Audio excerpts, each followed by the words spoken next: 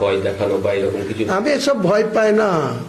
হুমায়ুন কবির আল্লাহকে ছাড়া কোনো মুখ্যমন্ত্রী, কোনো প্রধানমন্ত্রী, কোনো রাষ্ট্রনায়ক কাউকে ভয় পায় না।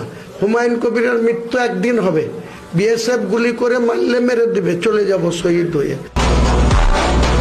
এখানে কেউ এসে মাথা কেটে নেবো বলছে, কেটে নিয়ে যাক না, দেখি কতটা মাথা কাটতে আছে।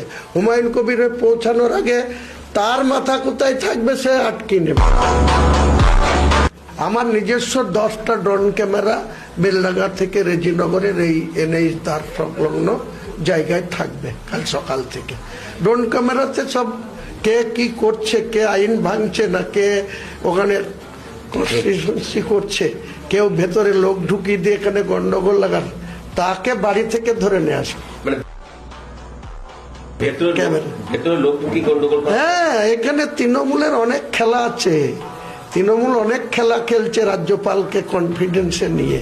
এই যে রাজ্যপাল এত অতিরিক্ত রিয়াক্ট করার তো তার দরকার নেই। আমাকে পুলিশের ভয় দেখিয়ে লাভ নেই। হুমায়ুন কবিরকে পাঙ্গা নেবে। হুমায়ুন কবির এখনই এসে বলুক যে হুমায়ুন কবিরকে আইসি বেলডাঙ্গা বলুক, ওসি রেজিনগরে বলুক যে আপনাকে অ্যারেস্ট করলাম। আমাকে অ্যারেস্ট ওয়ারেন্ট দেখাবে বা এফআইআর দেখাবে, কে এফআইআর করেছে, কখন এফআইআর হয়েছে, কিসের জন্য এফআইআর হয়েছে, আমি চলে যাবো নিজে থেকে। হ্যাঁ, কোনো অসুবিধা নেই, কিন্তু এর হিসাব চুকাবো ঘুরে এসে।